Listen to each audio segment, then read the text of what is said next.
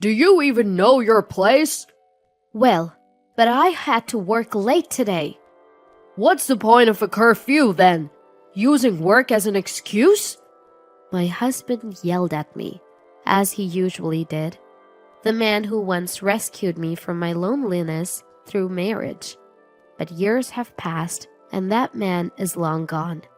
Still, I kept believing, hoping he'd someday return to the man he once was. Finally, I realized how wrong I was. Fine, have it your way. I can cut ties too, you know. I am not your slave. My name is Penelope. I'm 30 years old. I met my husband Alexander 3 years ago. I was grieving the loss of my parents at the time. Invited by a coworker, I reluctantly agreed to go to a party. That's where I met Alexander, an IT professional. He too seemed less than thrilled to be there. I didn't go out of my way to strike up a conversation, but that night, maybe because of job stress, I drank more than usual. Feeling unwell, I stepped outside for some fresh air.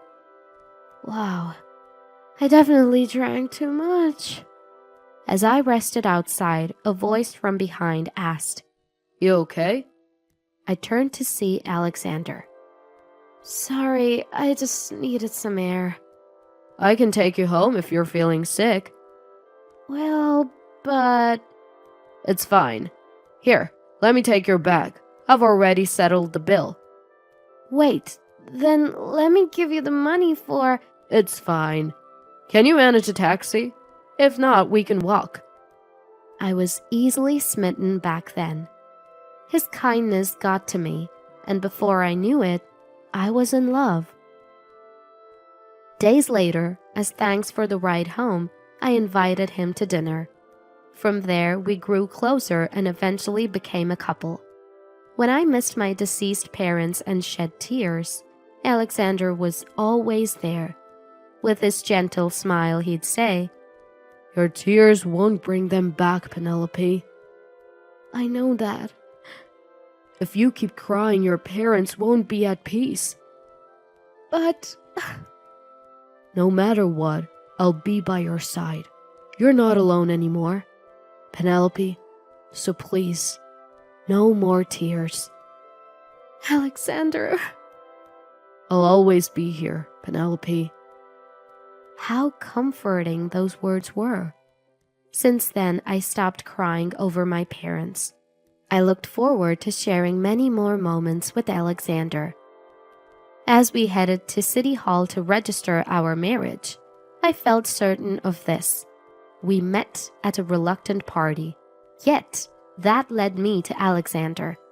However, I was yet to discover his true colors, the true nature of my favorite Alexander.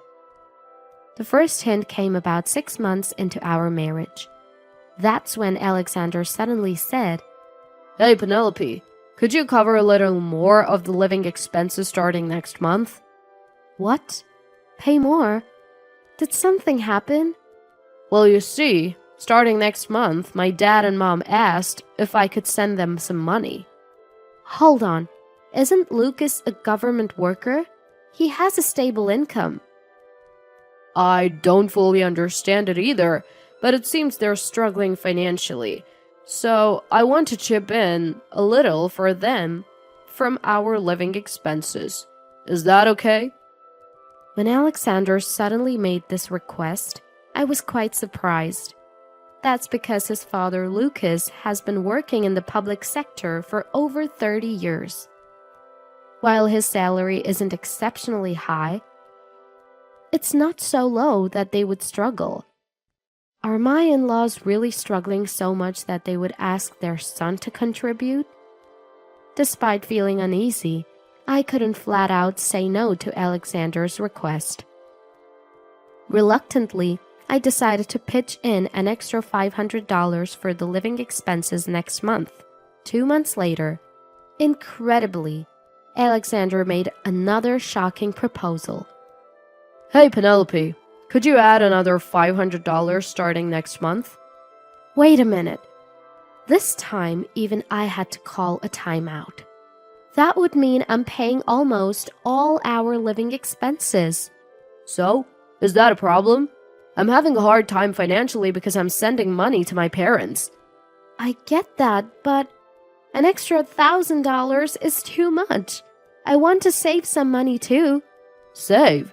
You can save all you want in the future, but I can only support my parents now. Are you going to refuse that? I was struck dumb by Alexander's terrifying outburst. I had never seen the usually calm Alexander so furious before. Without showing me any mercy, Alexander fired off harsh words. Hey, are you even listening? Seriously, I've always thought this. Whenever something bothers you, Penelope, you go silent. Alexander...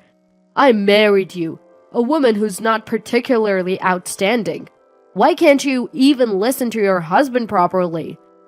No, that's not what I meant. Don't get into the details. All you need to do, Penelope, is listen to what I say. If you have time to argue, get the cleaning done instead. Alexander violently grabbed a can of beer and hurled it towards me. It hit my head hard, scattering the beer all over the floor. Pointing at the mess, Alexander yelled, "Clean that up, you slowpoke!" I couldn't say anything back, left with no choice but to do as told. From that day on, Alexander's behavior grew increasingly tyrannical. 2 years into our marriage, my days were filled with misery. After Alexander started henpecking me, several rules were imposed. The first rule was that I should shoulder all the household expenses. Second, I had to adjust my schedule to Alexander's. Third, I had to see Alexander off and welcome him home every day. Additional rules included doing the cleaning and laundry daily, preparing meals based on caloric count, and being home by 6 p.m. regardless of how busy work was. The rules were almost suffocating. I also work full-time, so it's impossible to devote all my time to Alexander. Still, I tread carefully, not wanting to upset Alexander. Some may wonder why I don't just get a divorce. Some people may think so, but I still believed Alexander would return to the kind man he once was. Then, one fateful day, after finishing dinner, I took a shower once I confirmed that Alexander was asleep. I had been instructed to shower only after he was asleep, so this had become my routine. Upon returning to the living room, I noticed an envelope sticking out of Alexander's bag. What's this? Normally, I would never touch Alexander's personal items, but that day my curiosity got the better of me, and I found myself reaching for the envelope. The front read, "Pay stub," with Alexander's name on it. On a whim, I pulled out the pay stub and checked the amount. The figure was unbelievable. $1.4K? The pay stub showed that Alexander's take-home pay was only $1.4K. With 22 workdays in a month, this amount didn't make sense. You're kidding, right? Alexander's salary is only $1,400 a month? That can't be true. Not when he's working in IT. I've been covering all the living expenses for a year and a half because he said he was supporting his parents. But was this the real reason? The next day, I decided to talk to Alexander directly about it, so I didn't prepare dinner and waited for him to come home. As soon as Alexander got home, I got right to the point. Hey, Alexander, can we talk? What? Where's dinner? I told you to have it ready by the time I get home. I need to talk to you about something important. Something important? Is it true that you're working in IT, Alexander? What are you talking about? I saw your pay stub, Alexander. A take-home pay of $1,400 a month. doesn't make sense for an IT job. Frustrated, Alexander let out a deep sigh. Why are you snooping around my stuff, Penelope? That's creepy. I'm sorry I snooped, but why lie? I didn't lie. You must have seen it wrong. No, I saw it clearly. Your salary is, well, $1,400.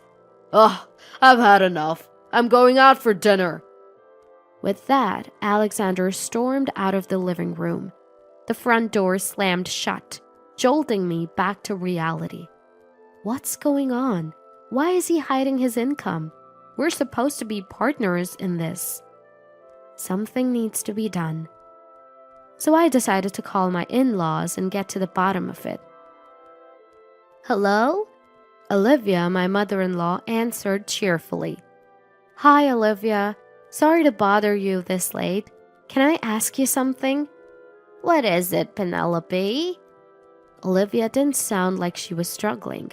She sounded as cheerful as always. Confused, I asked her directly. Are you and Lucas having financial issues? What? Why would you ask that all of a sudden? I was just wondering, are you thinking of sending us money? No, it's just that. Don't worry. Lucas has a good job and we're doing fine. We have plenty saved up. What about the money from Alexander? We've never received money from Alexander. He never even mentioned it, unlike you, Penelope. Alexander had supposedly been sending money to them for a year and a half. That's why I had been covering all the living expenses. But Olivia says they've never received anything. There's no reason for her to lie. Finally, it hit me. Alexander had been lying to me all along. But why? The next day, I took an afternoon off from work and headed to the private investigation agency I had researched beforehand. I requested a background check on Alexander. 2 weeks later, when I went to pick up the results after work, the investigator looked at me with a serious expression. Penelope, I'm sorry to say that Alexander does not work for an IT company. I figured. So, where does he work? He is a janitor. Sure, he may clean for various companies, but he's definitely not an IT professional. I see. My bad feeling had turned out to be true. Alexander had lied to me about where he was employed. I sighed deeply, and the investigator made a bitter face. What's wrong? I asked, and he began to speak slowly. Well, Penelope, there's one more thing we need to talk about. One more thing? Yes. Actually, what he told me was a devastating truth that I did not want to hear. I took the envelope with the investigation results and headed home, still in shock. It was 7 p.m. When I opened the front door, Alexander was waiting with an angry look on his face. Do you even know what time it is? I'm sorry, I had to work late today. It was clear Alexander was lying. Even though I was the one at an advantage here, I found myself apologizing out of habit. Seizing the opportunity, Alexander raised his voice. Do you even know your place, Penelope? Today was overtime, so it can't be helped. What's the point of a curfew if you're gonna use work as an excuse? An excuse? That's not what I meant. What about my dinner? I'll divorce you if you neglect your duties. In that moment, a dull pain ran across my cheek. Alexander had slapped me. And that was the last thread of patience I had snapped. Deception, control, insults, and now violence. How much more will it take for him to be satisfied? I'm not his slave. You can be happy with Alexander. That's what I thought when I got married 2 years ago. I had believed, up until now. that the man who once saved me from loneliness would eventually change. But the Alexander from back then was no more.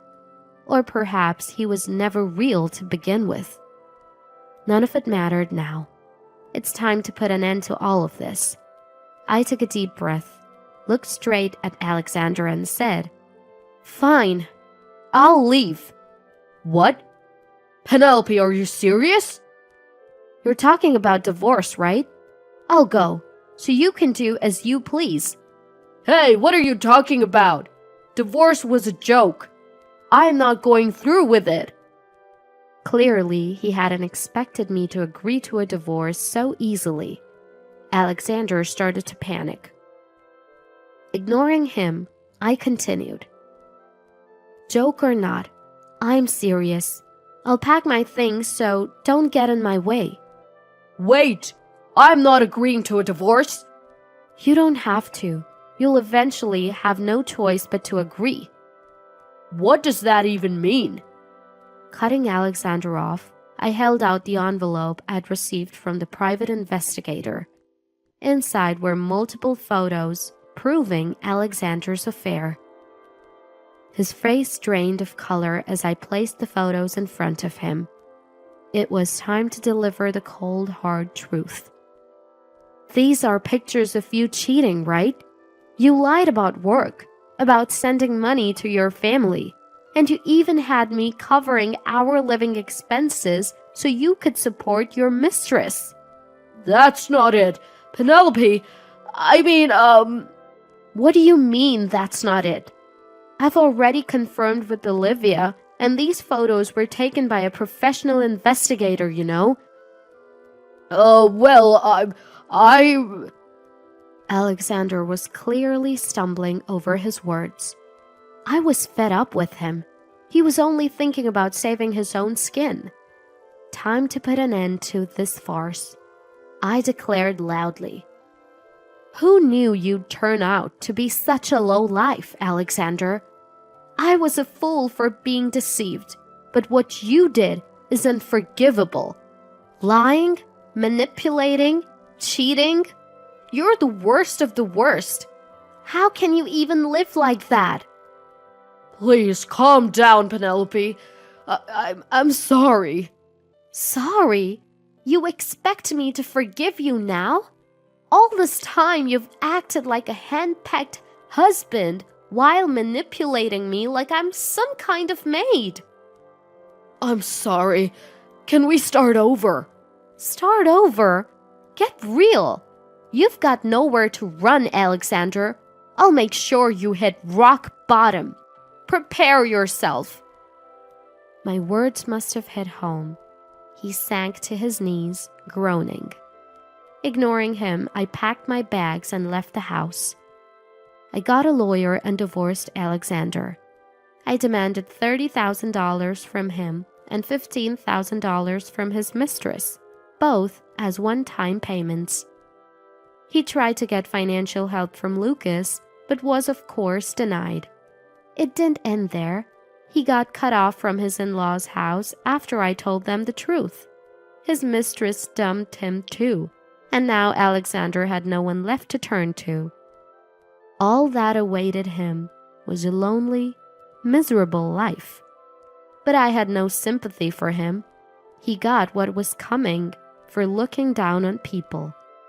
As for me, I moved into my company's dormitory and started a new life. Commuting got easier, and it was comforting to have friendly colleagues in the same dorm. Though I now had a divorce record, I had zero regrets. What's more important is that I can live as myself. Being married isn't the only path to happiness. From now on, I'll live a life that I can be satisfied with.